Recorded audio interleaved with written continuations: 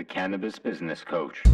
Hi, Mike Z here, author of the Cannabis Business Book, and you're listening to the Cannabis Business Coach podcast, where I chat with and coach the highest performing entrepreneurs in the cannabis industry. Hi, Mike Z is. Hi, Mike Z is. Hi, Mike Z is the Cannabis Business Coach. Hi, Mike Z here, and on this week's episode of the Cannabis Business Coach podcast, I have a very exciting guest. I'm honored to have the one and only Adam Levin, the executive chairman of High Times magazine. Have you heard of High Times? You know, they've been in cannabis for a minute, but I'm so excited to have you here, Adam. Can you do me a favor and just introduce yourself to the folks at home? Yeah, thanks, Mike, for having me today. So I'm executive chairman of High Times. I bought the company a little over 3 years ago and led an investment group that bought the company from the two original families that have owned it for 40 plus years. And today, are seeing High Times and the shepherd of the High Times brand. And I think over my career, I've been an entrepreneur and found myself, founding an education company that sold and distributed digital technologies into K through 12 classrooms and listed that company on NASDAQ, and then, have owned consumer brands such as Girls Gone Wild and saw that and, kind of that was unique. And after Joe Francis's, bought that out of his bankruptcy, but I've really found different media properties that kind of been around media properties that have, shifted or pivoted in nature pretty much my whole career. Wow, amazing. I had no idea that you owned Girls Gone Wild. I'm not going to get into that, but that amuses me greatly. So Adam, how or why did you decide to get into cannabis? How did you decide to purchase High Times? So I've loved cannabis and been around the plant pretty much, since my early days in high school, and, from consuming it to understanding the medical benefits, was an early patient in the early California days. And, when there weren't barely really, dispensaries in Southern California, and, there was few doctors writing recommendations. I sought it out pretty early on, and, candidly wasn't involved on a professional basis other than, possibly like investing with some friends and some different types of opportunities privately, but, kind of was chasing deals and being an entrepreneur, and came across it, had owned a chain of fast food restaurants and had just sold it, and, got introduced to Matt Stang, and the rest is history. Awesome. So it sounds like you were looking to get into cannabis in a bigger way, and it was just meeting Matt that led to.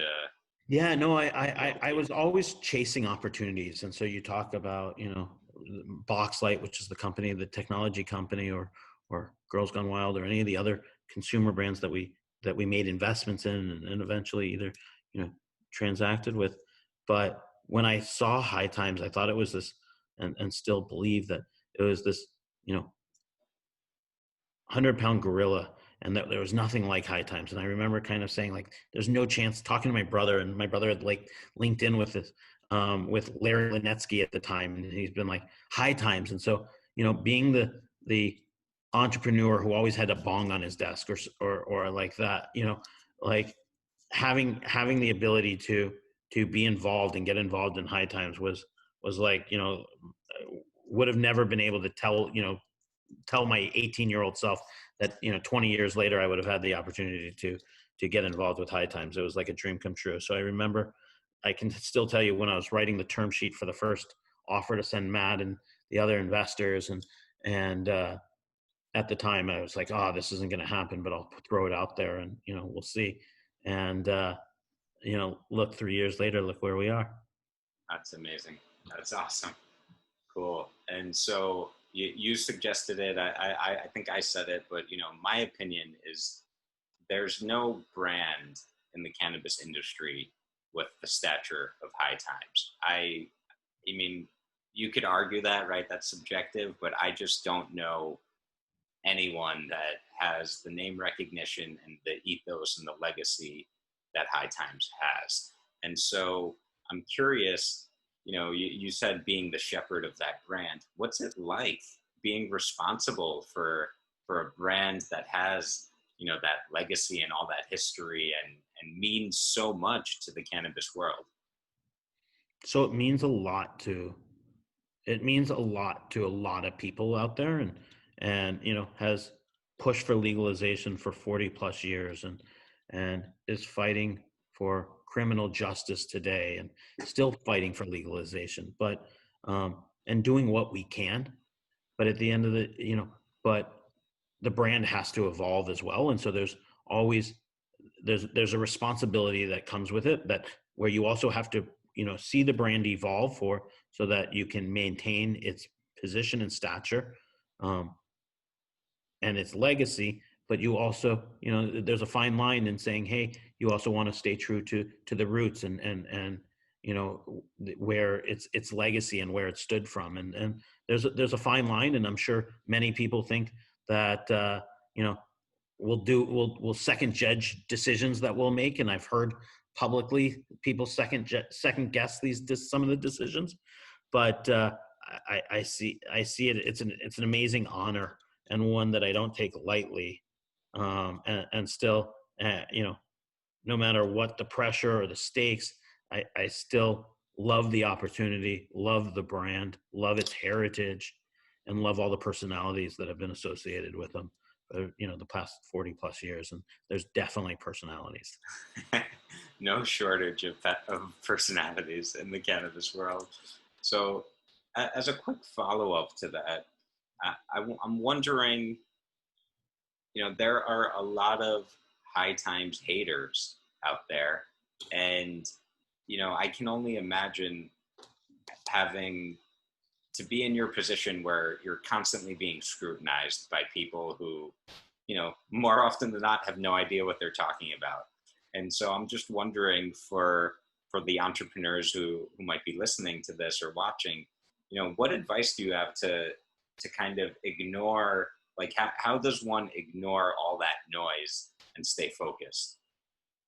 It's hard and challenging at times. I think that's fair. And I don't think I appreciated the level of scrutiny until like maybe my first week when into acquiring High Times, when like Matt and his wife Jackie, we're both very involved in the business when we acquired it, said like showed me a meme and it was like Matt staying in some boardroom and I might have been in the meme, and I was just like, who has time to do this? And like, I understand the value that and Vader had done this meme, and there was this like, trolls and this and back and forth into, high crimes and this and there's a few different ways. Like you can always understand, there's the perspective, everyone throws whatever they do at the king, and that High Times has had its positioning for 45 years, and people know High Times, and everything that you said about the brand that it is, like this cannabis culture and the cannabis legacy sometimes has, there's naysayers about High Times, and it could be the events business, it could be this, it could be I don't necessarily always understand it, and I think especially from some other media companies, like we get a tough time, and I just don't get it. But at the other end of the stick, and it's this double-edged sword that I talk about when we talk to prospective partners or employees or we've also done the most successful Reg A plus in history, and as far as number of shareholders. And so that comes from a name and branding recognition and understanding where the brand can go. So every single one of those investors, or almost everyone, has visioned what High Times the retail store could be, or what High Times the product and how it speaks to them. And so for all of the people that talk about it, and for all of the people that tell the story about High Times and High Times this, it's because it's relevant. And there's a relevancy that the same reason that you want to do a podcast with High Times, and for every other media journalist, if they want to call themselves, wants to write about it, it's relevant and people want to read it. And so there's both sides of that, and they all play into each other. And so you kind of do have to shut it off sometimes. I can't lie and say, like, you can't look at everything, and guess what? It all gets sent to me no matter what. So I see it from a million different sources. But like at the end of the day, you need to put blinders on a little bit. You want to be open to it because you are a lifestyle brand, and you do need to cater, and this is your customer, and this is your consumer, and it is your tribe. And so you want to be relevant, you want to be authentic, and you want, I think, I'm a person who wants to be liked. I think it's human nature.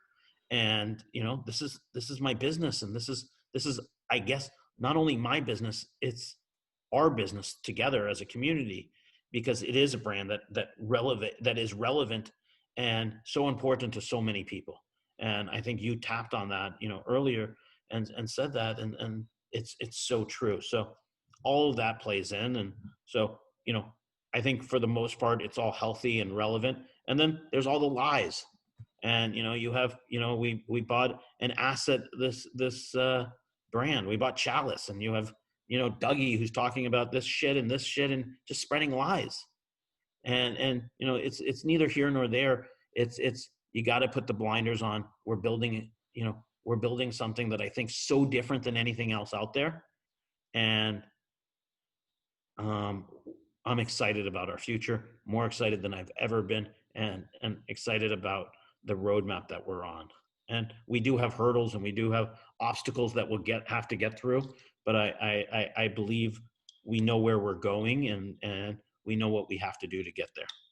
Awesome. So along those lines, I'm wondering if you could speak a little to that roadmap or the vision for what does High Times look like in the future, whether that's a year from now or 10 years from now. I'm limited to what I can say because of public disclosure and, public reporting and whatnot. But so we've announced this deal with Red, White, and Blue, RWB, and, they're one of the largest operators in the Midwest, largest presence in Michigan with, more than 20% of the market share today. And we signed a deal with them that will see all of their stores branded as High Times stores in the Michigan area. Okay.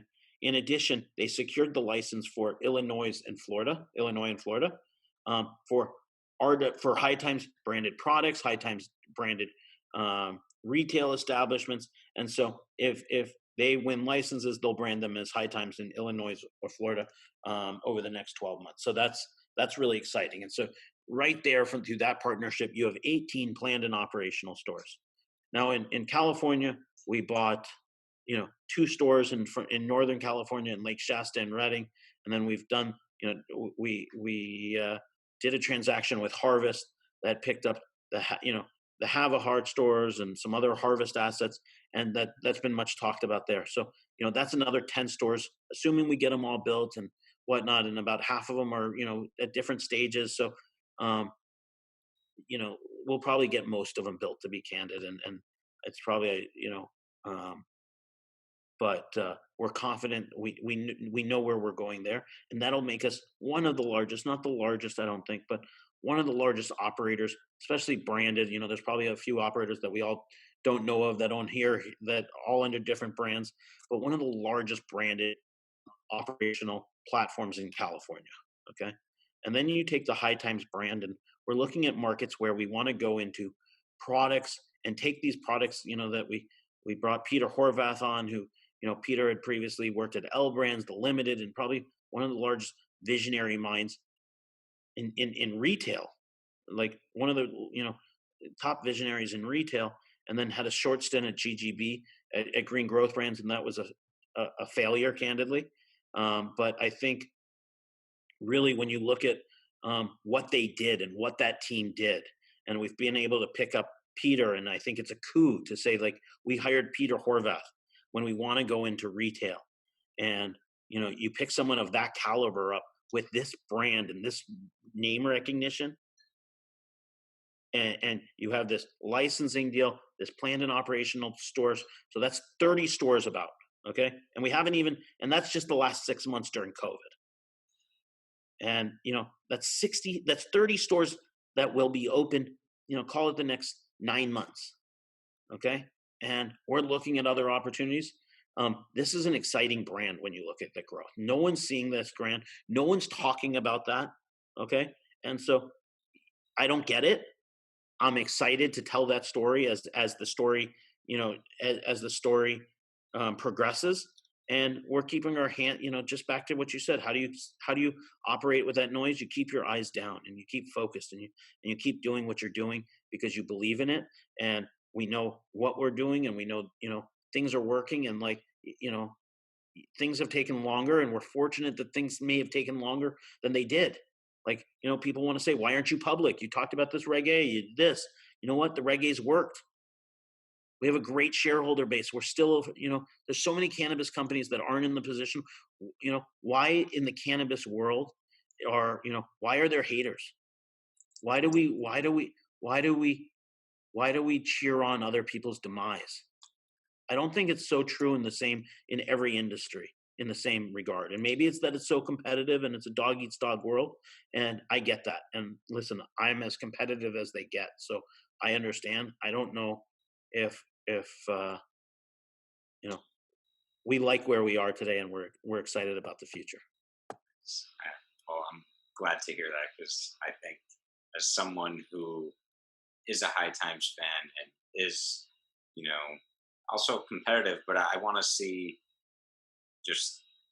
I think for me, it's important that the High Times brand is something that I feel like everyone should get behind, just because of the legacy. And I perhaps I'm more well-versed in cannabis history than the average person, but, I have an understanding of just how much, High Times paved the way to make this industry even possible today, and the risks that those guys took. Yeah. It's amazing. And I don't think, if I would have been in those shoes, I would have failed, and I would have just never been that risk taker. And so hats off to them, to Tom and these different personalities that made High Times what it is today. And that's what that legacy is. And some of those people are people that are, you mentioned starting a new magazine, and those are some of the personalities that made High Times. There's new personalities and they come and go. And there's been personalities from 20 years ago that we still know today that started at High Times. And that's what's so amazing. But there's always been these personalities around High Times, and that's what's made High Times so unique. And I think it's given its character, its flavor, and I hope we'll give it its character and flavor for many, many, many years to come. So let me ask you, because there has been a lot of controversy in the news about High Times, about the IPO, about former employees leaving to go compete or to go to competitors or whatever. And I'm curious. I'm not going to ask you to comment on any of that stuff. It's if you want to be my guest, obviously. But what I want to ask you, I'm happy to comment, just to be very candid. Okay. And New York Post asked me the same questions, and all right. I wish them the best. I Nice. hope they succeed. I think the industry needs more and more people telling the story. I ultimately wish them nothing but the best. It's hard being a media, it's hard being, making money in media these days. It's hard. It's hard making money in business these days with COVID in the world. And I wish everyone the best. Like, do I want to win? Absolutely. But I wish them the best. I don't wish bad on them. And so let me ask you, what's a common misconception about High Times, or even about the cannabis business or cannabis media, or all of the above, if you like? What's a common misconception? I don't know. Yeah, like, well, what do most people believe or think about High Times? The truth is different. Stereotypically, like, everyone thinks this High Times reader is the stereotypical stoner 1970s reader. And, most of the content, first of all, most of our content is digested and read online through any of the different platforms that our content's available on. So whether it be podcasts that we may produce or participate in, whether it be Facebook, whether it be Instagram content and stories and whatnot, or just the editorial stories that we put out in any of our platforms. High Times, and those readers find through content discovery, through searching through Facebook and Instagram, or coming to our website, but most of it's content discovery, as you know, and crawling on Google. And because of the SEO nature and so many of the digital attributes that High Times is fortunate. When you look at the High Times domain, it predates Google. And it's like you look at it was like one of the first 10,000 domains registered .coms or something crazy like that, or and maybe 100,000, maybe I'm off, but first early number. And so the domain authority and the ability that we have from an SEO status when someone discovers our content, so much easier than candidly if you put out an article or we put out it's discovered so much easier. So so much of our content is health oriented and CBD content, and it's someone reading about CBD or health and cannabis. And so that stereotypical user that someone's like, oh, I don't want to come to High Times, I don't want to advertise, because you only target that narrow niche, and is such a misconception. It's so much broader. And we've bought dope, and we bought culture, and we bought Green Rush Daily, and those are all contributing online today, and contributing traffic. People come to all of these sites for different purposes and for different content, and may find our articles and our editorial through those means. So I think that's one of the misconceptions of not only High Times, but probably a lot of cannabis content, but specifically High Times, because it's been around for so long. And I think as a whole, obviously there's the stereotypes of a cannabis consumer, but I think we're getting past that. And I think you look at a cover of High Times, or you think of what a cannabis consumer is. It's not the same cannabis consumer that anyone thought it was 20 years ago. And I think MedMen and their advertisement, their advertise campaign that they did about grandma stoner, firefighter stoner, speaks to that. And listen, this demographic is so broad, and you have people who are asking for products, my aunts and grandma, and my grandma's not alive, but my my great aunt who's like my grandma's age, like she wants cannabis products these days. And it's so different that people are really not scared to say, hey, I want them. Or I had a friend who said, hey, I'm scared to go into a dispensary because of the stigma. And I was like, really? Today? Like, what fucking stigma? And it's crazy that we've crossed so many boundaries and we've come so far. We still have, being deemed essential is huge for this industry. But I don't know. Back to your question about the what's the misconception about High Times or cannabis media? It's that consumer is so much broader than one thinks. I think is my message. My answer to you to take it back is literally it's so much broader, and I think it holds true for High Times. It holds true for other cannabis media sources and whatnot. Is my assumption would be that we think it's this, but it's so much broader. It's your grandparents, your teachers, your professionals, and it's everyone wants information, and especially people coming to the plant for the first time to say this is where this is what I'm looking for. Right. So to that point, not only is it broader than what people think, but it's also expanding, and it's only going to keep expanding because there's still a ton of people, as you mentioned, who are just coming to this for the first time, and they have a lot of fear because of the propaganda and all of the stigma of the past. They they're intimidated. They're intimidated. They don't know where to start, and they need that education and some hand holding to see that, oh, okay, this isn't so scary. Adam, I want to ask you, because you've been an entrepreneur for many years and in various industries, what advice do you have for entrepreneurs or investors who want to get into cannabis? So I wouldn't be scared to get in and just do it and find a way to do it. And, I think that this is a great timing, and timing is everything. And, we're finding ourselves, you look at the opportunities that we're finding today, not only at High Times personally, but professionally, and just seeing in the industry, those weren't available a year ago or 2 years ago. So go do it, but also do your homework and listen, permitting and if you, depending on where you're investing in the cannabis ecosystem, do your homework, but don't be scared to do things and take risks. And I think there's so many of my previous transactions, I've gone all in on so many things. And I was fortunate that I didn't have that. I was comfortable, I didn't have a family to support. So I could have made some of those choices and sacrifices and gone all in when I needed to. And it's worked out well, fortunately, for the most part.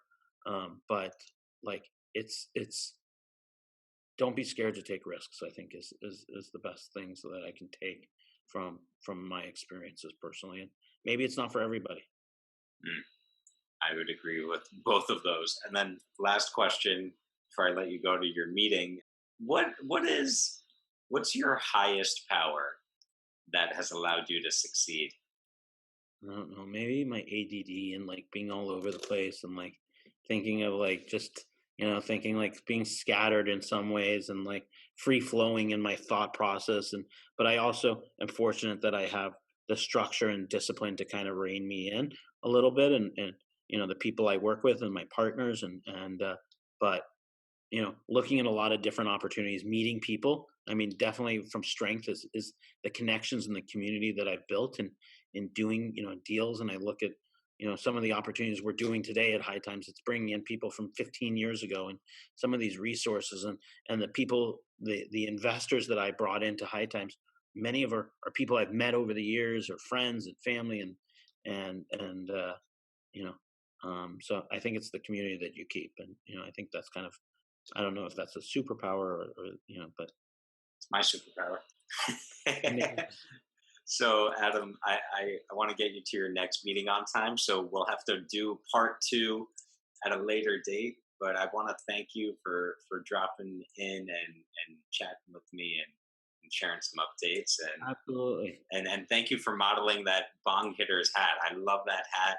And for anyone who doesn't know, the Bong Hitters were a High Times softball team that for many years played in, I think it's the Central Park Softball League. Media League, yeah. The Media League with the Wall Street Journal and all these other guys. And, that's... And we're champions. And they were champions. Winners. That's right. And Michael Sapphire, kept a good team. Awesome. All right. Well, Adam, thank you so much. We'll talk again soon. Okay. Talk to you. Bye-bye. Hi, Mike Z is. Hi, Mike Z is. Hi, Mike Z is The Cannabis Business Coach. Hi, Mike Z is. Hi, Mike Z is. Hi, Mike Z is The Cannabis Business Coach.